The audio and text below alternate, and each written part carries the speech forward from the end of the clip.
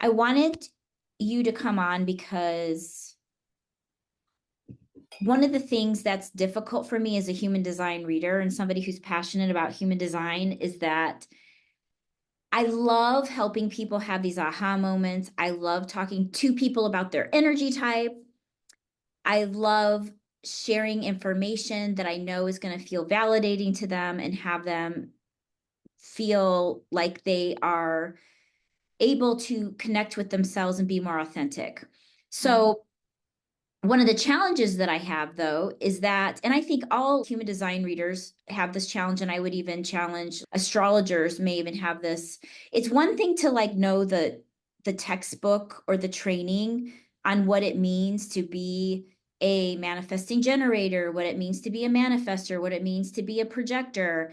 And there's a whole nother thing to have that lived experience. So when I've done videos or content around energy types that are not mine, so I'm a manifesting generator, when I'm speaking about projectors or I'm speaking about manifestors, I feel a little uncomfortable at times because I'm thinking to myself, I don't have this lived experience. And one of the things that comes up a lot with manifestors is, in addition to being the fire starters and opening doors and that sort of thing, finding a manifestor friendly job is very difficult to do. It's kind of one of these tropes or these things that people say is, well, what is a manifestor friendly job? What does that even look like? And how do manifestors even know if they're in a manifestor friendly job?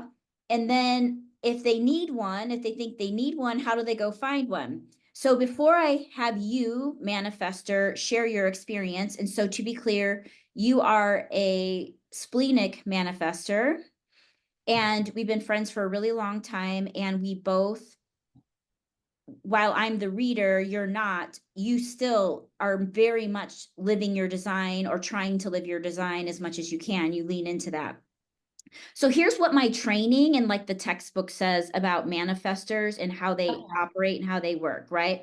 Okay. So because manifestors do not have a colored and sacral energy center, what that means is that when you are doing things you love to do, you're not creating energy. And you're not supposed to. What manifestors are really supposed to do is lean into their urges, honor their urges to go after things, because normally manifestor energy runs in fits and starts, and it can be very spontaneous. And what I learned in my training was that manifestors are often not suited for jobs that are 9 to 5 because they are designed to operate in, I guess, sprints in this fits and starts. So, for example, a manifestor might do really well in a job where they have to provide consistent output to get a project done because they've got the urge behind them to get the thing done. And then they'll need a little bit of a rest period. And then where in the world do you find a job where you can control that, right? Yeah. And manifestors, from an energetic perspective, are also designed to be super independent. I'm being very reductive here and generalizing, but you're also designed to be very independent. You're not here to micromanage other people. And because manifestors are living in a world where there's lots of generators and manifesting generators like me running around, and especially if you grew up in a family with generators and manifesting generators, manifestors may put this pressure on themselves to do all the time, always producing, when really you're supposed to be as as much as possible being as authentic as you can with yourself, and the doing that you do happens in alignment with urges. So that's what my training, that's what the textbook would say around energy for manifestors. So what say you, manifester, about that? Like, is just, I would love to hear anything you want to share as far as your history in working like a quote unquote full-time job, where you're at now, what you've learned about that. Because I've obviously brought you on here because you've had some epiphanies recently about what a manifestor friendly job looks like for you. So I grew up in the home. My mom didn't work. My dad worked, and he's a generator and was like 80 hours a week. He'd get up at like 4 in the morning and he'd go into work early, and he wasn't getting home till like 5 o'clock. So that was my model. And it was kind of ingrained in both my sister and I. My sister, also a generator, that is the way that people, productive citizens, are supposed to operate in the world as adults. And so that was programmed.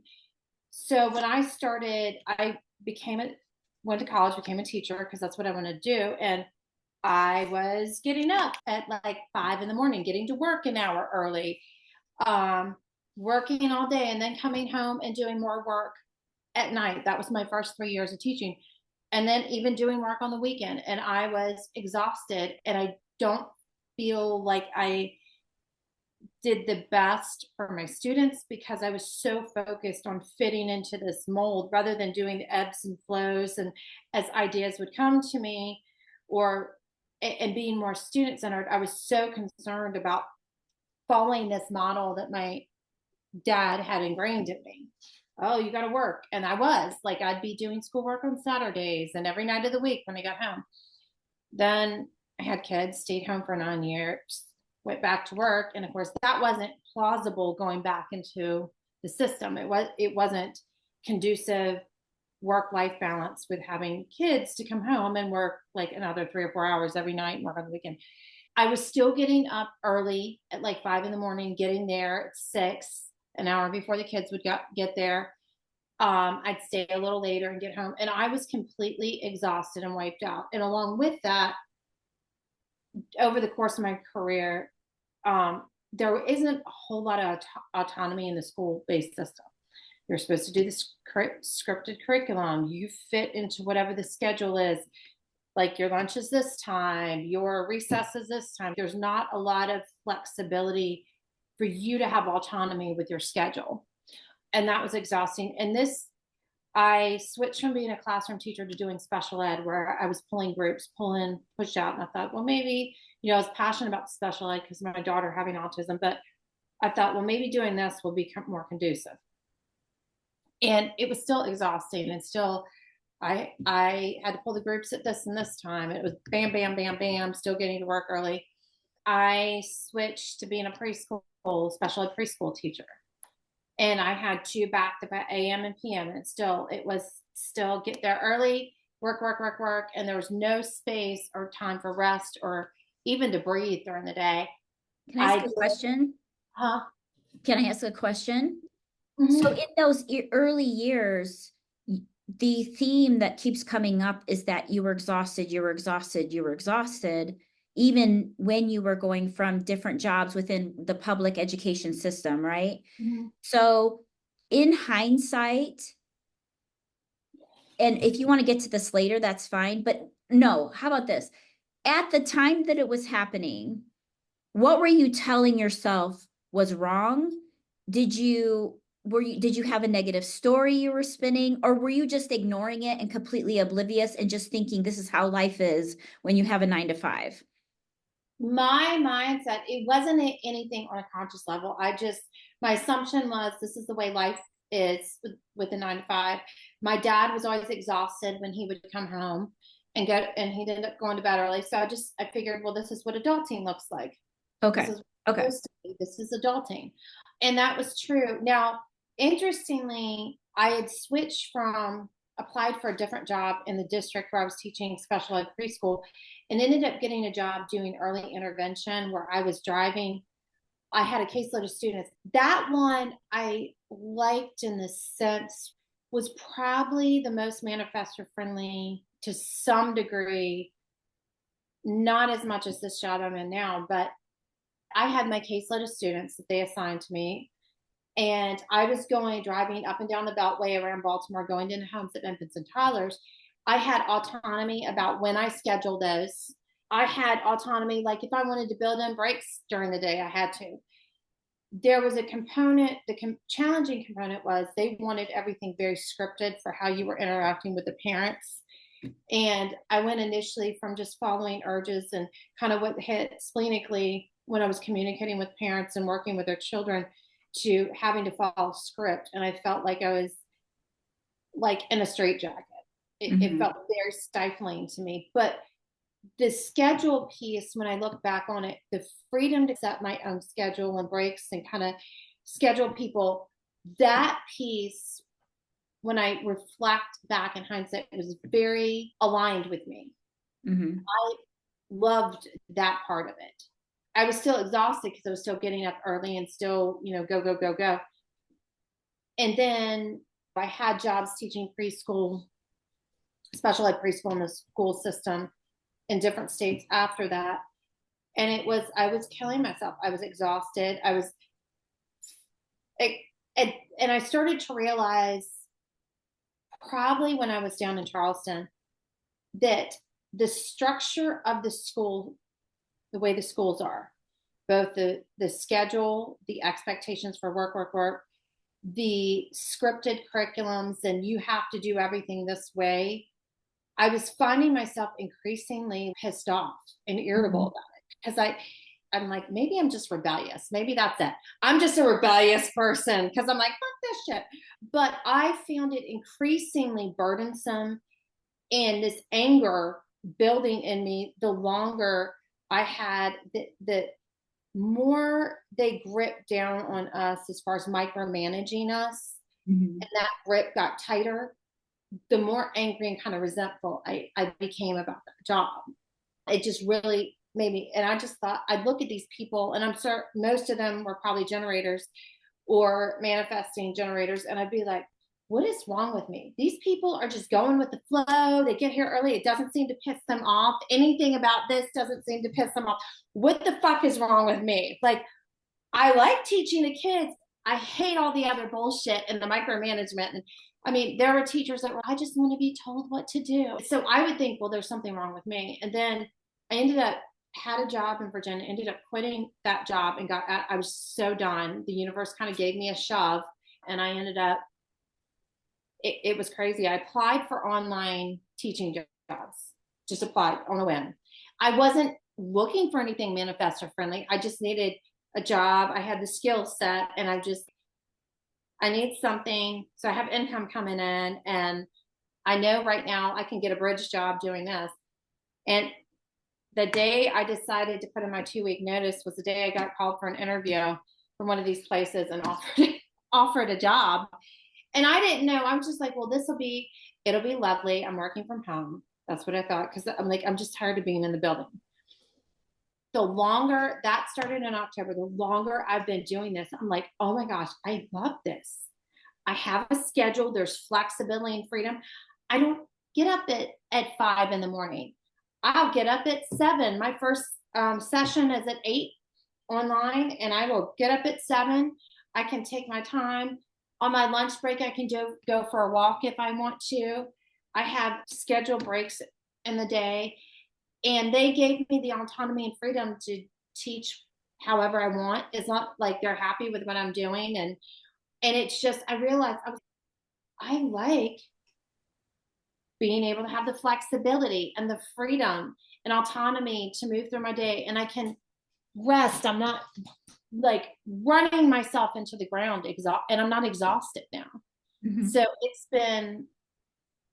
been such a huge difference from what it was night and day. And I didn't even recognize it on the conscious level. I knew I was pissed off when I was in the increasingly pissed off and irritable and like this shit sucks. When I was in the school-based setting, I was like, it's not the teaching.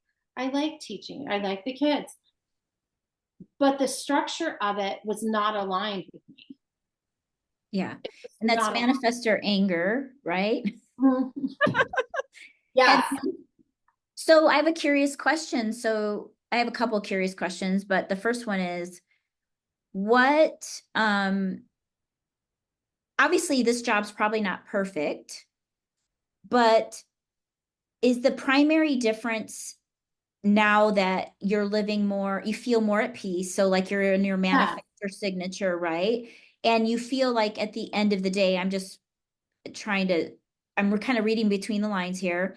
It sounds like you're feeling at the end of the day not exhausted anymore. So how has that affected your quality of life? Well, I have so much more energy. Like when my husband gets home from work, he's like, "You are so much more energetic in you than when you are working in the school-based setting." Because I would come home and I wouldn't be me. I would just be like, I'm going to eat dinner. I had all my energy had been expended during the day. Like I had nothing left. I didn't want to do anything. I just wanted to lay around and do absolutely nothing because I was done. Now I feel so energized, like throughout the day. Like I have energy because I can have rest periods throughout the day. So at the end of the day, I feel energy. I feel clear, have more clarity, and I'm clear headed than I was when I was in the school system and working under that very super structured, rigid system and working environment. So what do rest periods look like for you now? So you did say like going for a walk on your lunch break, but what else does a rest, is it Um, even just not having to sit at the desk? Like, well, it's even not like sitting at the desk. I will sometimes because I have several breaks that are built into the day, just the way the schedule was done. And sometimes it's going for a walk. I've been trying to do that now that the weather's finally warmed up. But then it's also things like sometimes I'll just go and sit and turn on a favorite series I like and just sit and watch that. mhm. Sometimes I'll listen to an audiobook or I'll go jump on the trampoline, my little mini trampoline, and listen to music.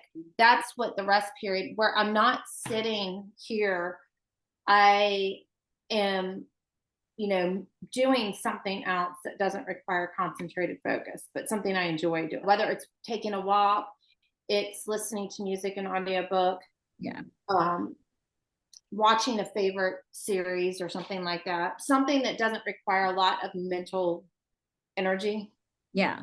So do you think when you're looking back on the public, so we're talking about the public education system primarily, Yeah. do you feel like it was the people being in aura with other people, or do you feel like it was more the red tape, the bureaucracy? How much weight would you give to either one of those? I think Was it's a combination, honestly. The being in other people's, that's another thing I've noticed. Not because when I was in the classroom, I had a teaching assistant. And I was constantly, there was no breaks to get away. Like you can't go take a coffee break. We're eating lunch in the cafeteria with our kids. I didn't even get a lunch break. So I was constantly had somebody else in the room and picking up their energy. And because I have so many open centers, like I was picking up that. And then energetically in the building, because there's a lot of people frustrated with public education, even though they fit better into the system, the Mhm. public education school, the school building Like the environment, structure of it, yeah. structure of the system, there's a lot of frustration just in general. So there was a lot of kind of negative, toxic energy I was picking up, just even moving throughout the building in a day. So that was probably, I would say, probably I would give it maybe even like 60% of it was that because being in my own energy, and I know for a manifestor, so important to have time in your own energy to ground.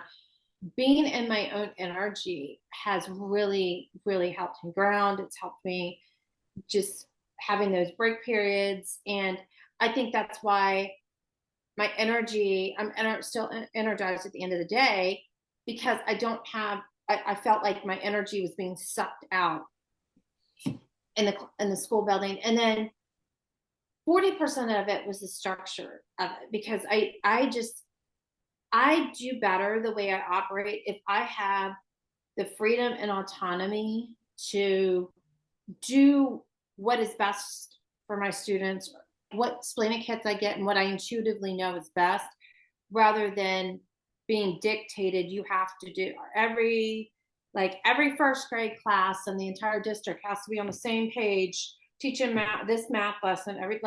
I don't do well with that, and Mhm. I tend not to do well with scripts anyway. So I don't ever would never follow any curriculum to a T. I do much better when I just kind of ad lib Mhm.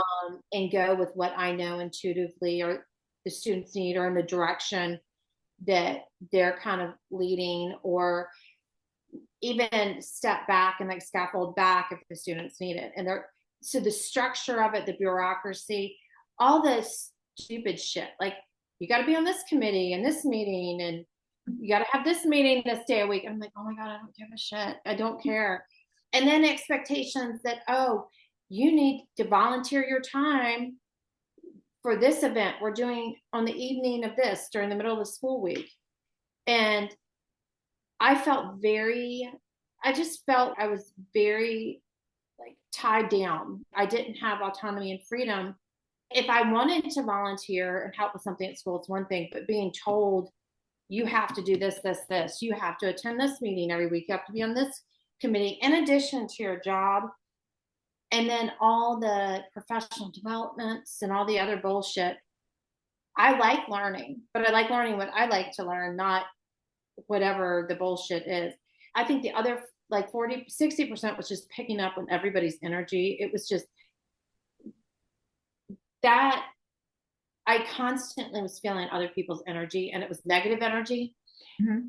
That exhausted me. And sometimes I was having to work out, is this mine or am I picking up on other people's stuff? And then the other part was the bureaucracy of it. Yeah, a couple things. I remember because we've been friends for a while, and you would share over the course of the years, you would just share stuff that was going on in the classroom. And one of the things that I noticed about you that I love just as a teacher is that you would tell me one year, I don't know if this is the correct word, but you would assess the students because you worked with special needs kids, and you would assess who's in my room and what are their needs. And it's almost like you would problem solve very quickly and restructure your whole classroom and how you did things to accommodate the needs of the kids in the room. And my from my outsider perspective, I remember you said something about some students needed one class needed squares or circles to sit in. Yeah. But then one year, the students didn't need that, right? That wasn't a tool that you needed to use. And so you were able to move on the fly. So that gets back to that conversation around need for independence and ability to do things in your own way, because that's how your genius is going to express itself. Your genius is not going to express itself.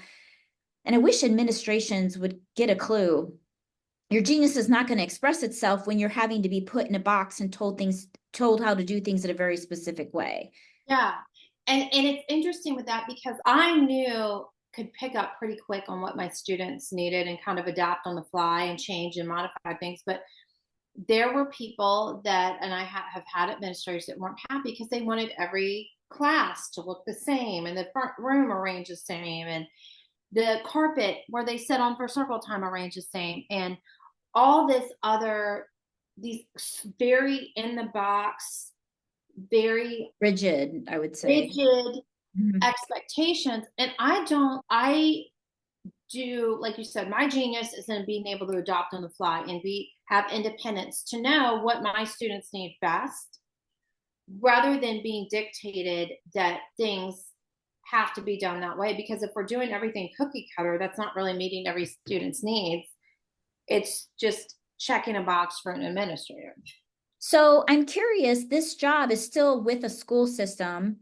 The difference is it's remote and you have a schedule that you have to adhere to, but it allows for break for teacher time in between, and you choose how you can use that time.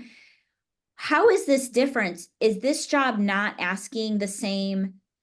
Are they not asking for the same red tape or structure? I'm a contractor anyway, so I'm contracted. This company that I work for contracted me with the school district, so I don't have to attend any of the meetings. I've been given, and they told me. Now I will tell you, this higher ups in this district in the special ed office have been phenomenal, and they're like, look, we don't dictate to our teachers what to teach, what curriculum to use, or how to teach.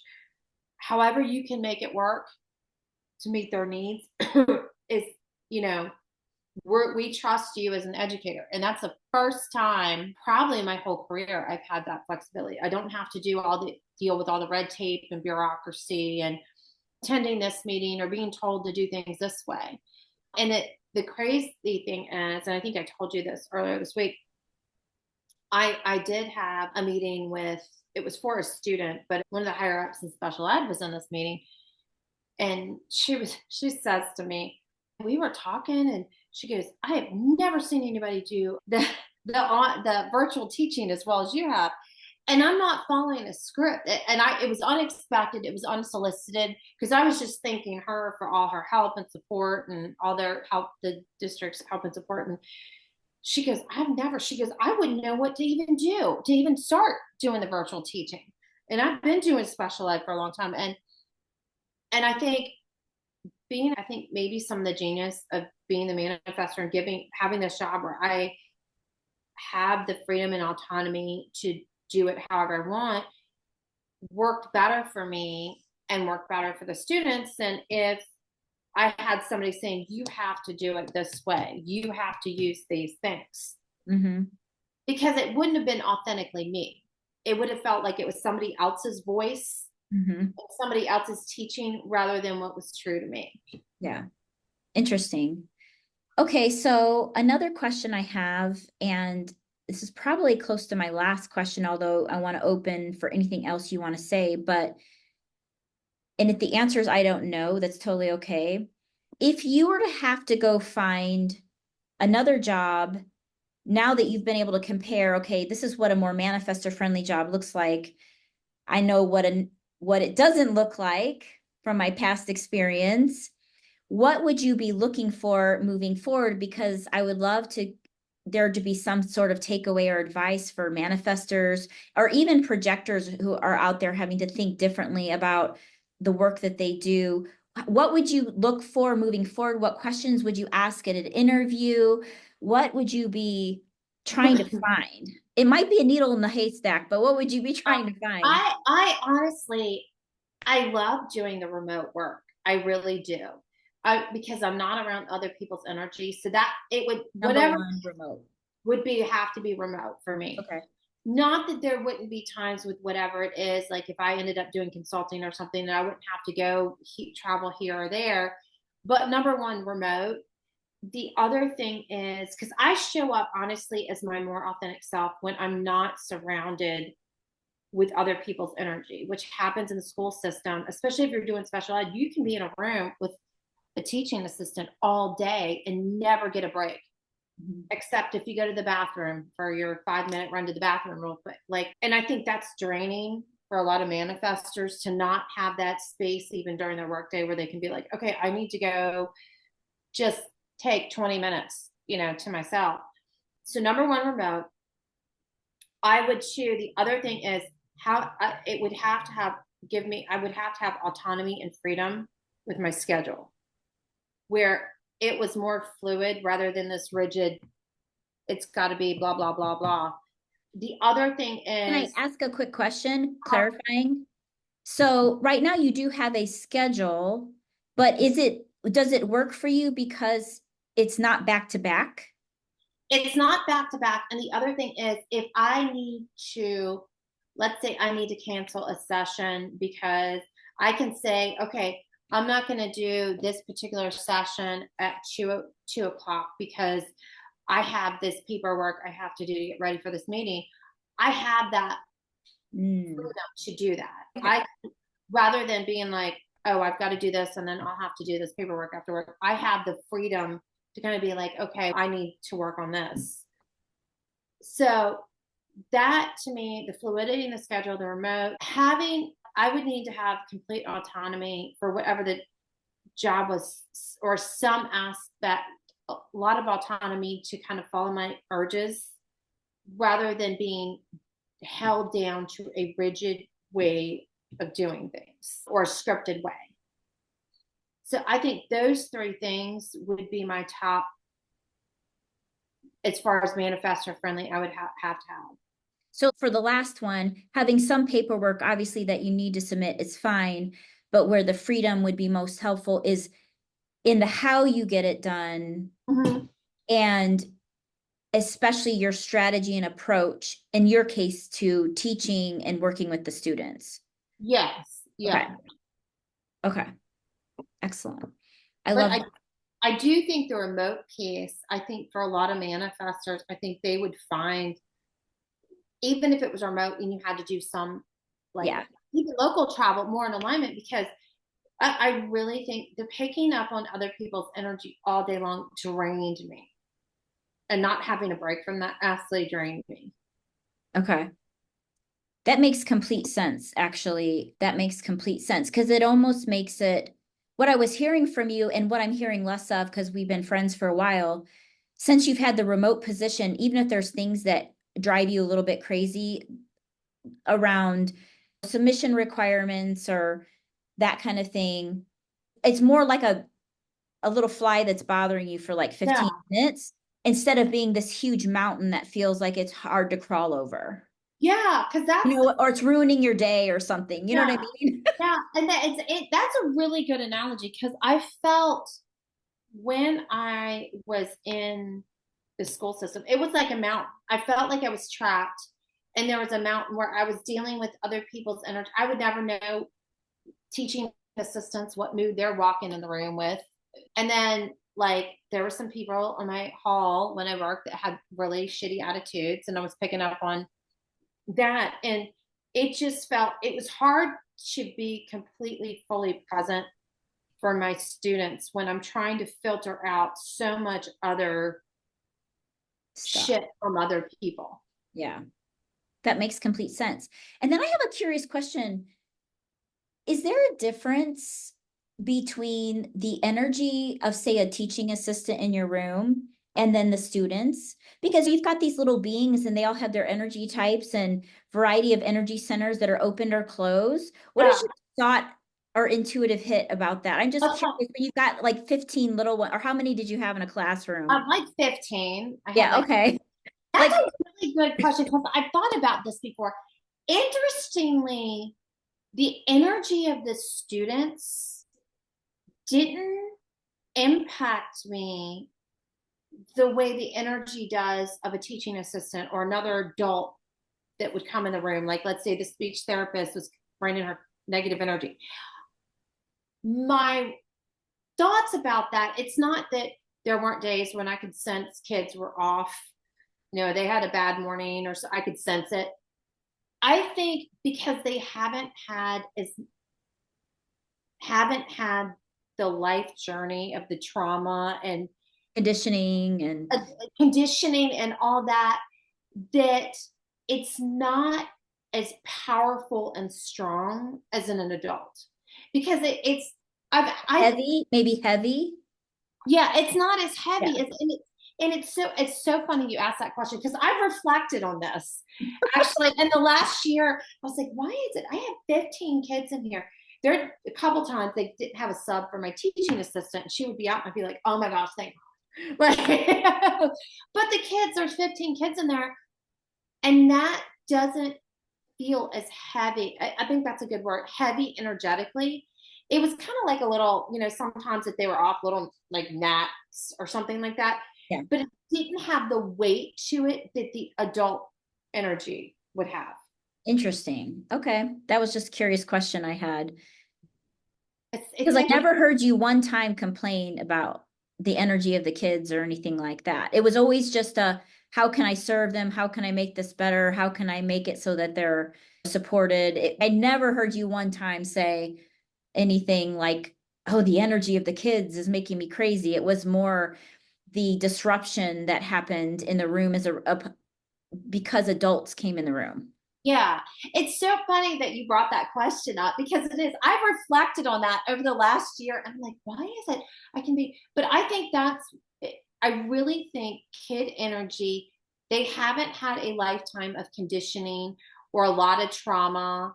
And whether it's conditioning from, religion, family dynamics, traumas, and things like that, the energy that the feeling I would get from them was like it was quieter and duller than Like adult. diminished, like less. Yeah, diminished.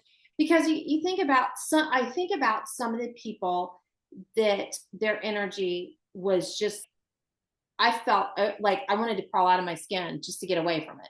Like, and I think of several of those people I knew that were teaching us that had a lot of familial and adult trauma, and it was almost like prickly heavy energy that Mhm. they never really processed. They weren't in alignment with their design and didn't seem to have healthy ways of working through things. They were kind of closed-minded and not very introspective. So I think that's why it was harder for me with the adult energy being trapped in that room than the kid energy didn't really bother me at Yeah. all. Okay, well, that's very interesting. Very interesting. All right, so is there anything else you would want to say or anything we didn't address that you want to share before we end this? The only other thing I would be curious to hear from other manifestors, if you were able to get some to respond or contact you, I want to hear what they're doing for their jobs and whether that feels in alignment, whether it feels heavy, and also if they picked up the energy part on other people's energy. If they're in a not aligned job, are they sensitive to the energy of other people? Yes, and my other curious question on that front would be if there are manifestors that are out there that say, "Oh, I'm good around people. I don't have a problem." My curious question is, how many energy centers do they have colored in? Yeah, yeah, Open, right? yeah, Because you have a lot of open yeah. or undefined centers, which it's constantly picking up information and on the energy of other people. And then when you have those centers that have color in them, it gives you a little bit of a buffer. So that's the other thing I'd be really curious if manifestors who have more energy centers colored in, does that change what a manifestor friendly job looks like for them? All right, cool. All right, well, anything else? I can't, nothing else I can think of. Okay, I'll go ahead and we'll just end it here. Thanks so much for sharing You're everything. welcome. Bye.